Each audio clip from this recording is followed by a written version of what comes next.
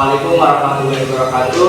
Waalaikumsalam warahmatullahi wabarakatuh. Puji dan syukur kepada Allah semata karena dengan dibaca amal soleh akan menjadi sempurna, dan mudah-mudahan sholawat yang paling utama serta salam yang paling sempurna tetap tercurah limpahkan kepada junjungan Nabi Habib Nabi Muhammad sallallahu alaihi wasallam. Amin. Pada kesempatan kali ini saya akan menjadi Master of Ceremony atau MC yang akan menemani Anda 1 jam ke depan. Di sini saya tidak sendiri, di sini saya ditemani dengan Rizal Nurulnya Terbawan, India Fitrianingsih dan dengan Febriani. Langsung saja kita buka acara ini dengan membacakan basmalah bersama-sama. Bismillahirrahmanirrahim. Untuk materi yang pertama yaitu tentang pengertian logika. Logika berasal dari kata logos yang berarti akal, pikiran, atau pengetahuan. Secara umum logika dapat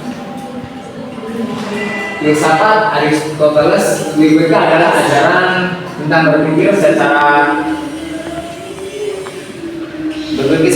ilmiah dan sistematis. William Armstrong, logika adalah ilmu dan kecakapan menalar dan benar. Jadi logika merupakan cara filsafat yang membahas rasio berpikir benar agar dapat mencapai kebenaran yang dapat dipertanggungjawabkan secara rasional. Selanjutnya pemaparan oleh prinsip identitas. Identitas itu adalah ciri khas seseorang dari satu kelompok sama kelompok lainnya. Sama seperti rumus matematika, tidak ada pertengahan salah. 1 tambah 1 sama dengan 2. Jadi itu pasti dinyatakannya itu benar. Jadi tidak mungkin setengah salah. Jadi contohnya jika dalam suatu tidak boleh diubah, maknanya menjadi menyamakan segalanya karena keduanya berbeda. Prinsip eksklusifnya itu prinsipnya menyatakan bahwa suatu pernyataan hanya bisa memiliki 2 kemungkinan dan kebenaran. Benar atau salah, tidak ada kemungkinan ketiga. Maknanya, hukum ini menuntut ketegasan berpikir agar seseorang tidak berada di posisi netral tanpa alasan yang jelas. Contohnya itu kayak jika dikatakan Tuhan ada, maka secara berlaku bagi sebagian orang. Terus prinsip alasan cukup. Prinsip ini menyatakan bahwa segala sesuatu yang ada atau terjadi pasti memiliki alasan cukup untuk menjelaskan keberadaannya. Tidak ada sesuatu pun yang terjadi tanpa sebab yang memadai. Makanya, hukum ini menjadi dasar berpikir rasional dan ilmiah karena setiap keyakinan atau pendapat harus didukung oleh alasan atau bukti yang logis. Contohnya itu, jika seseorang meyakini bahwa jika manusia abadi, maka ia harus memiliki penjelasan atau argumen yang kuat untuk mendukung keyakinan tersebut. Tanpa alasan, keyakinan itu bersifat spekulatif. Selanjutnya ada penerapan logika dalam argumentasi. Nah, logika ini tidak hanya teori, tapi juga alat penting dalam menyusun dan menilai kebenaran argumen. Contohnya, yang pertama, prinsip identitas itu menjaga agar konsep tetap konsisten adalah hak asasi manusia. Makna kebebasan harus tetap sama, tidak boleh berubah. Yang kedua ada prinsip non kontradiksi, yaitu mencegah munculnya 2 pernyataan yang saling membedakan. Contoh, tidak bisa menyatakan kebenaran mutlak dan semua kebenaran relatif tanpa konteks. Yang ketiga ada prinsip eksklusif, yaitu menuntut ketegasan posisi dalam pendapat. Nah, contohnya etika hanya berdasarkan akal, harus diuji benar atau salahnya. Terus yang terakhir ada prinsip alasan yang cukup. Setiap pernyataan harus memiliki dasar yang logis dan rasional. Contoh, jiwa berasal dari Tuhan. Nah, perlu dijelaskan secara filosofis dan teologisnya. Kemudian menjaga dasar dalam menilai argumen benar atau salah. Yang ketiga, mencegah terjadinya kesalahan berpikir dan kontradiksi. Yang keempat, membangun sikap kritis, konsisten, dan objektif dalam mencari kebenaran. Yang terakhir, menjadi fondasi berpikir di berbagai bidang ilmu seperti etika, hukum, dan seks. selanjutnya yaitu sesi tanya jawab. Saya inginkan 3 pertanyaan dari kalian.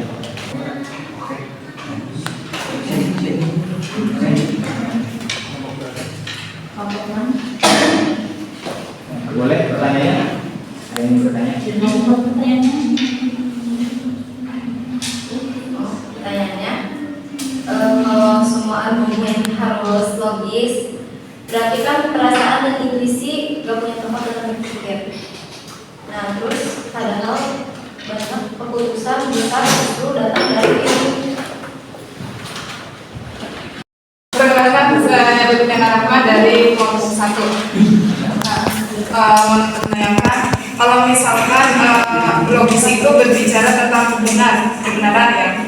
Nah, bagaimana sih kita mengetahui bahwa misalnya kita itu sudah berpikir secara ya benar gitu. Terus siapa sih yang menentukan itu benar gitu? Apakah bagaimana cara membuktikan bahwa diri kita itu benar? Misalkan mungkin menurut kita benar tapi orang lain tidak benar. Nah, itu bagaimana membuktikan bahwa yang kita argumenkan atau yang kita ucapkan itu benar? Mungkin menjawab pertanyaan dari Agung, bagaimana kita mengetahui antara itu benar atau tidak. Benar atau tidak itu kan kalau dalam agama Islam itu kan mungkin ada hukumnya, yaitu fikih. Tapi kan kalau dalam filsafat beda lagi. Kan tadi ada di kelompok berapa yang menjelaskan tentang empirisme. Empirisme itu adalah benar menurut pengalaman, rasionalisme benar menurut logika. Jadi segala sesuatu kebenaran itu timbulnya dari observasi, riset, pengalaman kita, riset kita mau berbentuk dalam hal yang menjawab pertanyaan yang benar juga. Sebenarnya kalau misalkan emang dalam berpikiran itu semua argumen harus punya dasar yang rasional. Juga artinya itu bisa dijelaskan dengan alasan yang masuk akal dan bisa diuji. Tapi itu tidak berarti perasaan dan intuisi tidak punya tempat dalam berpikir. Jadi kayak perasaan dan intuisi itu sering menjadi sumber awal ide atau sebuah keputusan. Nah, terutama dalam hal yang melibatkan nilai moral, seni atau empati. Nah, misalnya seorang mungkin merasa tidak enak dengan sesuatu keputusan, meski secara logis dia itu benar gitu. Nah, tapi rasa itu tuh bisa menjadi tanda bahwa ada hal etis atau emosional yang belum ditentukan. Nah, kalau logika, si logika itu kemudian berperan untuk menyusun dan menguji apakah perasaan itu benar-benar punya dasar yang kuat gitu. Menjawab pertanyaannya yang lebih ya, kalau logika itu soal berpikir benar, gimana kita tahu cara kita berpikir benar, sama siapa yang menentukan benar itu. Nah, kalau logika itu kan sebenarnya tentang cara berpikir yang teratur sama masuk akal. Nah, kalau kita mau tahu apakah cara pikir kita itu benar atau belum, kita bisa lihat dari alur pikirannya. Apakah dia tuh hubungan kita tuh apakah kita tuh ada hubungan yang jelas antara sebab dan akibat atau alasan dan kesimpulan. Misalnya kalau semua bunga mawar berwarna merah, dari bunga mawar ini pasti merah dong. Nah, ini disebut berpikir secara logis karena kesimpulan sesuai dengan alasan yang diberikan. realistis. Nah, untuk yang menentukan siapa benarnya itu, yang menentukan adalah logika kita sendiri. Logika kita sendiri, bukan perasaan, bukan pendapat orang lain, tapi kaidah berpikir yang kita yang melogikakan itu. Pertanyaan sudah dijawab semuanya. Lanjut ke kesimpulan. Logika merupakan fondasi utama dalam filsafat yang membantu manusia berpikir secara rasional, sistematis, dan konsisten. 4 hukum logika dasar, identitas, kontradiksi, inklusi tengah, dan alasan cukup berperan penting dalam menjaga kebenaran dan kejelasan berpikir. Dengan memahami logika, seseorang dapat menghindari kesalahan, penalaran, dan membangun argumen yang valid dalam mencari kebenaran. Karena sesi semua sudah terlaksana, mari kita tutup acara ini dengan membacakan basmis. Alhamdulillah.